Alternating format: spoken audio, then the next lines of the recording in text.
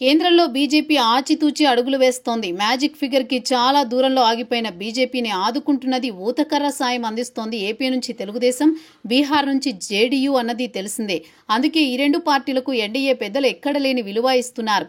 ఇదిలా ఉంటే జేడీయూకి ఉపరాష్ట్రపతి పదవి దక్కబోతోందని అంటున్నారు. ఆ పార్టీకి ఇది అతి పెద్ద గౌరవంగా ఉంటుంది. అంతేకాదు ప్రాధాన్యత కూడా చాలా పెరిగినట్టే అంటున్నారు. జేడీయూ అధినేత నితీష్ కుమార్ అవసరం బీజేపీకి చాలా ఉంది. బీహార్లో ఇప్పుడు రాజకీయం ఎన్డీఏకి ఏమంత సుముఖంగా లేదు. విపక్షాలు గట్టిగానే సవాల్ చేస్తున్నాయి. ఈ నేపథ్యంలో జేడీయూని తమతో ఉంచుకోవడం బీజేపీకి అత్యవసరంగా మారుతోంది. ఈ క్రమంలో ఉపరాష్ట్రపతి పదవిని బహుమానంగా ఇస్తున్నారు అని అంటున్నారు. దీనివల్ల నితీష్ కూటమికి అట్టుబడి ఉంటారని అంటున్నారు. ఎందుకంటే ఎన్నికల ముందు కూటములు వేరు, ఎన్నికల తర్వాత రాజకీయ సన్నివేశాలు వేరు.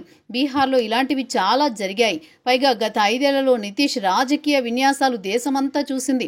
2020లో బీజేపీ ఎన్డీఏతో కలిసి గెలిచి మధ్యలో ఇండియా కూటమికి వెళ్లారు. మళ్లీ అటు నుంచి ఇటు మళ్లారు. మరి బీహార్లో అంకెల గారడి ఎలా ఉంటుందో తెలియదు. బొటాబొటీగా నంబరొస్తే నితీష్ కుమార్ అత్యంత కీలకమవుతారు.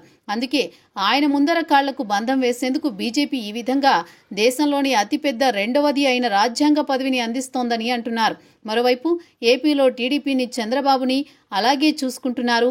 చంద్రబాబు వరకు చూస్తే ఆయన పదవుల విషయంలో పెద్దగా ఆసక్తి చూపించడం లేదు. కేంద్రం దండిగా నిధులిచ్చి ఆదుకోవాలని కోరుతున్నారు.